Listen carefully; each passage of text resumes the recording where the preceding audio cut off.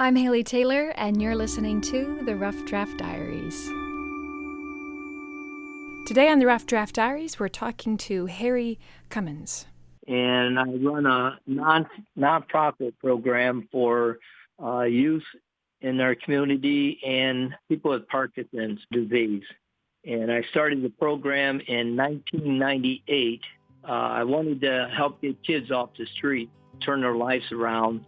And I wanted to reach the kids that didn't have money. Harry wanted to create the program he never had. He was bullied and beaten while growing up in a poor area of Toledo. He developed a love of sport as a way to cope, bonding with one boxing coach in particular, a coach who would go on to collaborate with Harry after a chance encounter on the streets. We were traveling down Cherry Street. We was at the corner of Cherry and Central, and there was a fight that broke out in the street. So the coach and I, we got out, we're pulling the kids apart, we broke them up. And the coach asked me afterwards, he goes, "Why don't you open up a boxing gym?" And I said, well, when I was a kid growing up, there was gyms everywhere. And so he goes, well, open one up. So I put my hand out and I said, I'll open the gym up if you come and coach for me. So he shook my hand. And so that's how we got started with the boxing gym. So we started the boxing gym in 1998, just helping kids out.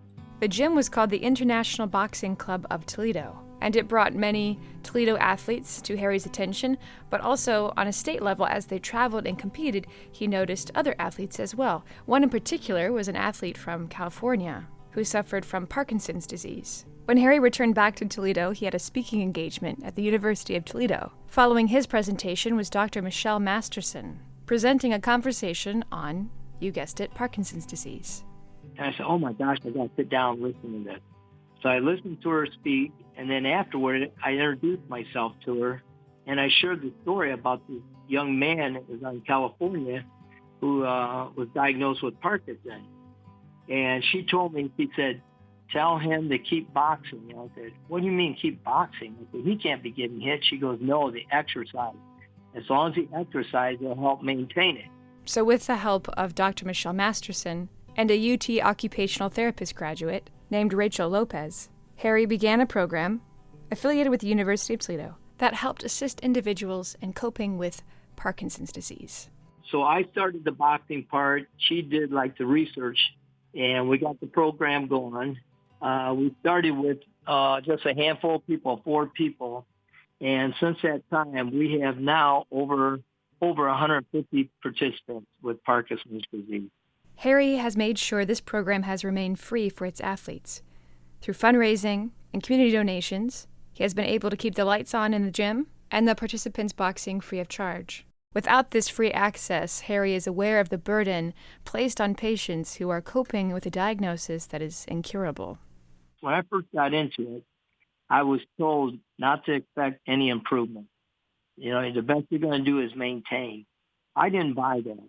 I said, no, there's always room for improvement.